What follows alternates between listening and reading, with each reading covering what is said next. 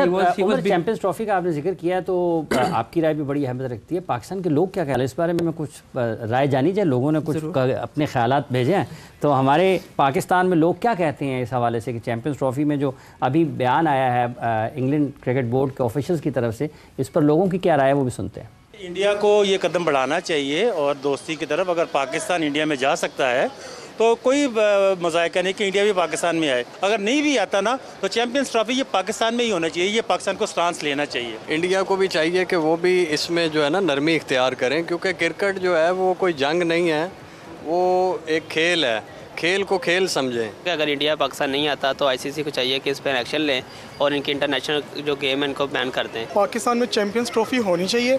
हमारी टीम भी तो वहाँ पे इंडिया में गई थी खेलने के लिए, तो उनको भी यहाँ पे आना चाहिए। अगर वो नहीं आते तो इसका मतलब ये है कि उनके अंदर ये स्पोर्ट्समैनशिप नहीं है और उनको इंटरनेशनल लेवल पे इसकी मात मिलनी चाहिए, उनको रिजेक्ट कर देना चाहिए। पाकिस्तान में इवेंट होना चाहिए, लाजमी होना चाहिए। इंडिया के आने ना आने से कोई फ़र्क नहीं पड़ता। इंडिया नहीं आ रहा तो अब इंडिया के पीछे हम अपने मुल्क में चैंपियन ट्रॉफी ना करवाएं, ये बड़ी खुशी की बात है, हमारी एजाज़ की बात है। हमारे पाकिस्तान में ये पहली बार बड़े सालों बाद ये दोबारा से टीम्स आ रही हैं। इंडिया बिल्कुल जी, लोग जो हैं वो शिद्दत से इंतज़ार कर रहे हैं कि चैंपियंस ट्रॉफी पाकिस्तान में ही हो। कल आईसीसी की मीटिंग है, कल से शुरू है आईसीसी की मीटिंग, 18 से 21 तारीख तक ये मीटिंग होनी है। मेन उसका जो पॉइंट ऑफ डिस्कशन है दैट इज चैंपियंस ट्रॉफी। आपको लगता है ऑब्वियसली जब ये राइट्स दिए जाते हैं मेंबर बोर्ड से पूछा जाता है, मेंबर बोर्ड्स की नॉलेज में होता है, मेंबर बोर्ड्स की वोटिंग से आपको होस्टिंग राइट्स मिलते हैं किसी भी आईसीसी इवेंट के, तो ये तो सब ऑब्वियसली उस वक्त बीसीसीआई ने भी वोट किया होगा कि पाकिस्तान में हो। So over the period of time, मतलब अब हम क्यों इतने डाइसी हैं, आईसीसी इतना डाइसी और अब इंग्लिश क्रिकेट बोर्ड भी बोल पड़ा।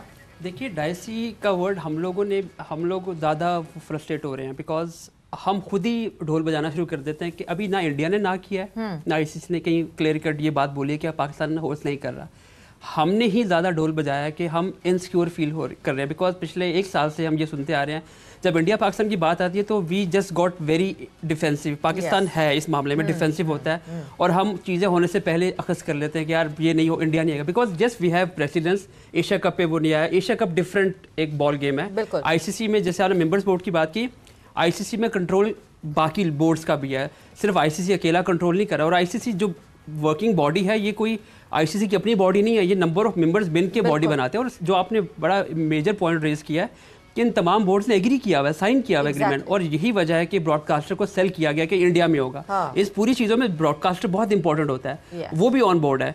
तो ये जो उमर आपको मैं यही रोकूंगी, एमएयू साइन किया गया, बट एमएयू जो साइन किया है सारे मेंबर बोर्ड्स ने, उसमें एक क्लॉज है जिसका एडवांटेज हमें लगता है कि अगर बीसीसीआई उठाना चाहे तो उठा सकता है। हम एक ब्रेक पर जा रहे हैं, ब्रेक से वापस आएंगे तो कॉन्वर्जेशन को आगे बढ़ाएंगे। क्या चैंपियंस ट्रॉफी पाकिस्तान में होती हुई दिखती है कि नहीं। मैं जरा एडअप करना चाहती हूँ क्योंकि पाकिस्तान के former test cricketer, legendary spinner Tauseef Ahmed sahab ने हमें ज्वाइन इन किया। और तौसीफ साहब, जब हम बात करते हैं कि आइडेंटिटी ढूंढते ढूंढते हम फास्ट बॉलर्स पे इतना डिपेंड करने लगे थे कि स्पिनर्स को इग्नोर करने लगे थे, and eventually spinners came into play, और आज हम जिस पोजीशन पे इस वक्त हैं thanks to the spinners and the conditions that we made.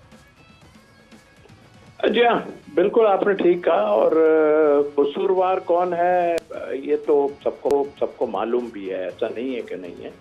इसलिए कि जो आया उसने, जाहिर है कि कप्तान का और कोच का बड़ा इन्वॉल्वमेंट होता है और उसने आन के जो है अपनी टीम ली। मगर मैं समझता हूँ कि स्पिनर्स को कसूरवार कौन है तौसीफ साहब, मैं भी ढूंढ रही हूँ।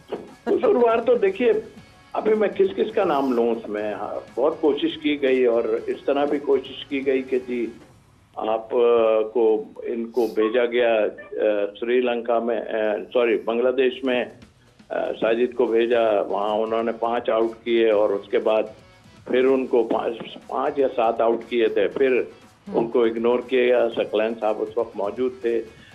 कुछ ऐसी न्यूज़ें आई कि जी वो एक्शन तो एक्शन तो कुछ भी नहीं था खराब, उनका ऐसे ही था। इट मीन्स के वो पहले कोई भी नहीं चाह रहा था कि हम स्पिनर्स को यहाँ लाएं और उनको अपने साथ रखें। अभी भी अगर अभी भी की भी स्टोरी आप अगर सुनना चाहती हैं और लोग सुनना चाहते हैं तो ये है कि ये सबको फिटनेस पे फेल करके घरों पे भेज दिया गया था जी। और फिर यकायक जो है वो जाहिर है Aaqib, credit goes to Aaqib के तौसीफ साहब यहीं पर एक सवाल पैदा होता है कि बिल्कुल हमारे साथ प्रॉब्लम ये है ना कि हमारे हर आदमी, चाहे वो ट्रेनर हो या कोई हो, वो अपनी मर्जी चला रहा होता है। और हमने कई दफा देखा है कि हमें जरूरत जिन प्लेयरों की है तो मार्जिन हम रखते हैं उसमें, ऐसा नहीं है कि नहीं है। आपका की प्लेयर है, अगर वो मार्जिन, क्या फिटनेस, मतलब वो बॉलिंग 25 ओवर कर रहा है और उसके बाद जो है वो पूरा दिन फील्डिंग में रहता है तो फिट है यहाँ। लेकिन मुझे ऐसा लगता है कि प्लेयरों को गिराया जाता है और ये चीज़ भी अब आके आए हैं और उन्होंने इतना बड़ा एक्शन लिया है और पे भी कर गया। सच्ची बात तो ये है, एक्शन लेने पे ही है ना, वरना तो कप्तान आए जी मैं ये टीम चाहता हूँ, मैं ये टीम चाहता हूँ और ख़त्म। तो मेरा ख्याल है कि उन लोगों को पकड़ ले जो इन लोगों को नहीं लाए। स्पिनर का कॉन्सेप्ट इन लोगों ने तो ख़त्म ही कर दिया था बिल्कुल ही, जबकि हर कंट्री में अपने हिसाब से पिचें बनाई जाती हैं। और आपने देखा कि ये मेरा ख्याल है 12-14 महीने बाद ये सारे आए हैं और लाए गए हैं, बल्कि आए नहीं हैं, लाए गए। अच्छा तौसीफ साहब, ये जो लाए जाने वाला बात है, रोकने वाले कोई, अगर आपने आकिब साहब का नाम लिया है कि वो लाए हैं, तो रोकने वालों का भी आपको पता होगा कि असल में आपके ख्याल में कौन बड़ा जिम्मेदार है, एक ही। और दूसरा कि जब हम इस सिलेक्शन कमेटी को देखते हैं, इस वाली जिसमें आकिब साहब सबसे नुमाया नज़र आती हैं, टीम 11 की भी वही बना रहे हैं, स्क्वाड में भी तब्दीलियां उन्होंने कर दी, बड़े खिलाड़ियों को भी उन्होंने ड्रॉप कर दिया।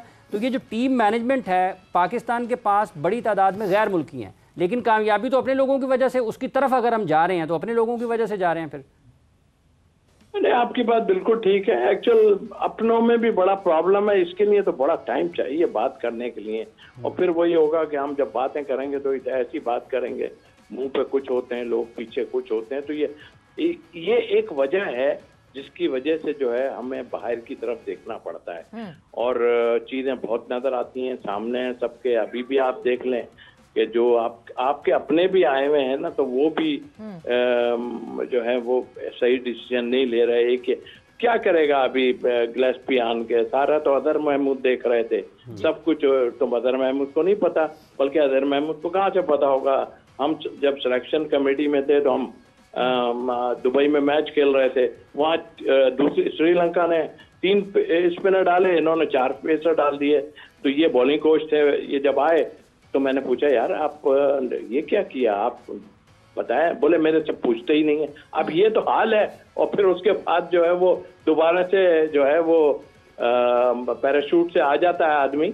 और ये हमारा निज़ाम खराब है। मेरा ख्याल है एक्शन हुआ है अभी जरूर और मुश्किलात जरूर आएंगी, but I don't think so कि अगर इसी तरह के कोई एक्शन होंगे, क्योंकि देखिए अभी तो हम पे कर गए हर चीज को, अभी हमें बाहर भी जाना है।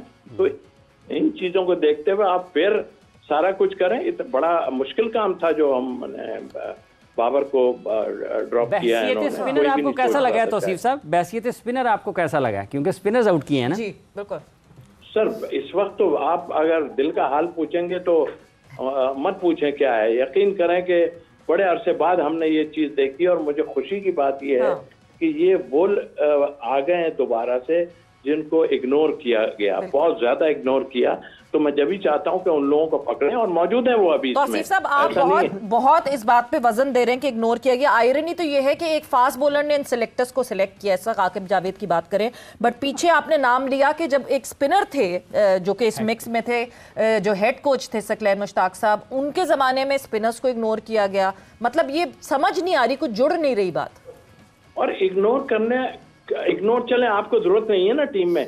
ऐसा कैसे है कि आप देखें हमेशा ऑस्ट्रेलिया के उसमें जो है नेथन लॉयन मौजूद रहते हैं, उसमें टेस्ट की मैं बात कर रहा हूँ, वो दूसरे तो खिलाते नहीं। उसने 5 से 8 आउट किए बांग्लादेश में और उसको आपने घर भेज दिया। तो आपका कहने का मतलब ये है कि सकलैन मुश्ताक साहब ने ऑन पर्पस किया इनको ड्रॉप? भाई मुझे तो ऐसा लगता है उनका शायद रिकॉर्ड तोड़ा था, तो मैं उनको बताना चाहता हूँ कि उनका आपका रिकॉर्ड कोई नहीं तोड़ा भाई। ये टीम पाकिस्तान के लिए बना रहे हैं, तो आपका कोई नहीं ना। आप खामखाई किसी के साथ ज्यादती मत करो, या फिर बताओ हमें कि भाई उसमें कोई प्रॉब्लम थी, आपने क्यों उसको जो है एनसीए भेज दिया, ये हमें बताएं फिर कि क्यों, क्या वजूहत थी। मैं तो स्ट्रेट कहता हूँ कि उसमें कोई प्रॉब्लम नहीं थी। अगर छोटी मोटी थी, देखिए एक एज के टाइम में जो है ना बड़ा मुश्किल होता है बहुत सी चीजें चेंज करना। उसका फ्रंट लेग जो है वो बैंड करता था, मतलब गिर जाता था नीचे पे, उसकी वजह से उसकी बॉडी भी गिरती है। वो अभी भी ऐसी बॉलिंग कर रहे हैं। अब ये जरूरी थोड़ी है कि जो भी आएगा वो उसका एक्शन चेंज करा देगा या कुछ। आपके हाथ में जो मेन चीज है, एक्शन छोड़िए। आप देखिए एडम नाम था वो जो जमीन की तरफ देख के साउथ अफ्रीका का बॉलिंग करता था, वो एडम था, पॉल एडम। अब बताइए, उसको तो खिलाना ही नहीं चाहिए था फिर। तो आई थिंक मेरा ख्याल है ये चीजों को इग्नोर करने के बजाय आपका बड़ा नाम होता अगर आप आज देखिए, और देखिए कैसा प्रेशर पड़ा जब शोर मचा, और शोर मैंने ज्यादा मचाया। तो उन्होंने अभी वनडे जो हुआ इन्हीं की टीम में इसको बुलाया और वो मैन ऑफ द मैच हो गया। और फिर इतनी घबराहट देखिए कि उसको वन डाउन भी भेज दिया, जिसके वो सकलैन साहब वो थे, वन डाउन भेज दिया क्योंकि शोर मच रहा था कि भाई ये लड़के को कहाँ आप जो गायब कर दिया आपने। तो ये चीजों को मेरा ख्याल है देखना पड़ेगा, रियायत नहीं करें किसी को, मतलब ऐसा ना करें कि वो उसके आप लिहाज मुरवत करते हैं। आ जाता है कोई आपके साथ जो आपके मुल्क की क्रिकेट को तबाह करने आ जाते हैं और फिर चले जाते हैं। तो इस पे तो मुझे तो बहुत रिजर्वेशन है, और पता नहीं क्यों जो है लोग फिर एक्शन भी कोई नहीं लेते, और एक्शन लेना शुरू करें ताकि पता तो चले कि क्या है। क्योंकि ये वो है, एक आते हैं ना वो जो थोड़ा मौसम होता है तो वो परिंदे आते हैं, कौन से होते हैं वो परिंदे आते हैं, फसली बटेरे जिसको कहा जाता है जी, फसली बटेरे कहा जाता है। ये फसली बटेरे अपनी जगह वो एक खास वो जब सर्दियों में, जहाँ पे सर्दियों वाले वो परिंदे आते हैं सफेद परों वाले, आते हैं वो ये वही परिंदे हैं सारे। और फिर अब आके बांध के उनको उड़ा देगा सब, आके बांध के उड़ा देगा सबको। बिल्कुल, वो उड़ाते हुए दिख रहे हैं वो जिस तरह उन्होंने ये डिसीजंस लिए हैं। बट उमर, ये एक बहुत कॉमन कंप्लेन है जो कि हम जनरली सुन रहे हैं। कितनी आपको लगता है कि इसमें ऑथेंटिसिटी है कि हमारे जो फॉर्मर क्रिकेटर्स हैं वो क्या अपने रिकॉर्ड तोड़ने के डर से आगे नहीं आने देते अपने youngsters? I think it's more than a record, because हर एक का अपना स्कूल ऑफ थॉट है और वो उनकी अना इतनी बड़ी होती है कि वो कहते हैं यार अगर ये चीज़ फॉलो नहीं हो रही तो मैं नहीं होने दूंगा। साजिद को बाहर करना, कामरान गुलाम लेट खेलना, और ये हमारी क्रिकेट की हिस्ट्री में एक बहुत लंबी मिसाल हैं जहाँ पे लड़के जो है कि यहाँ लेट खेलते हैं, ये तब खिलाया जाता है जब उनका करियर ख़त्म होने। फवाद आलम की मिसाल आपके सामने है, तो we have number of example. तो अभी दो आपके सामने, साजिद को बाहर बिठाना, उसका एक्शन चेंज करना, ये वही स्कूल ऑफ थॉट है जिसको लगता है कि शायद ये फिक्स करने वाली चीज़ है, इसको हम फिक्स करेंगे। अरे भाई, मसला है कि वो इंटरनेशनल टीम में खेल रहा है। ये वो चीज़ें होती है जहाँ पे आपको डोमेस्टिक पे काम करना होता है। जब आप लड़का आपका टेस्ट क्रिकेट खेल रहा है तो वहाँ पे आप ऐसी चीज़ें पिन पॉइंट नहीं करते, ये आपको पकड़नी होती है नीचे लेवल पे। जब वो खेल रहा है तो उसको खेलने दो। और आपके स्पिनर्स की जो आपने बात की ना कि स्पिनर्स को बाहर पीछे पुश किया गया, उसकी एक बड़ी वजह ये थी पिचेस हमने बिल्कुल डोसाइल कर दी जहाँ पे स्पिनर्स का कोई रोल ही नहीं था। और आपने जब पिचेस को डिसाइड कर दिया, आपने उनको उनमें से जान निकाल दी, ना है हमारे फास्ट बॉलर्स का कुछ बना ना हमारे स्पिनर्स का बना। तो इजी था साजिद को ड्रॉप करना या बाकी स्पिनर्स को ड्रॉप करना, नुमान को ड्रॉप करना। वो बेचारा जितनी लंबी बॉलिंग कर, जब उससे आपने लंबी बॉलिंग करवानी होती थी उसको आप ले आया करते थे, आप क्या आओ भी पागलों की तरह आके बॉल करो और वो करो। तो ये आई थिंक पिचेस का कसूर है। रमीज राजा का बार बार जिक्र होता है, आई थिंक हमें नाम लेने चाहिए, हमें नाम लेने चाहिए ताकि लोगों को पता हो कि ये लोग हैं जो अकाउंटेबल हैं। एक पूरा सिस्टम है जिसने बेसिकली स्पिनर्स को उस पूरे सिस्टम से बाहर कर दिया। Starting from Ramiz Raja, fitness culture को किल किया गया। यस, तुसी भाई ने बोला कि फिटनेस, एक उन्होंने जो बात की वो मैच फिटनेस की बात की है, लेकिन क्रिकेट जो है वो काफ़ी ऊपर जा चुकी है। हमें थोड़ा मॉडर्न डे क्रिकेट में भी देखना है कि लड़का अगर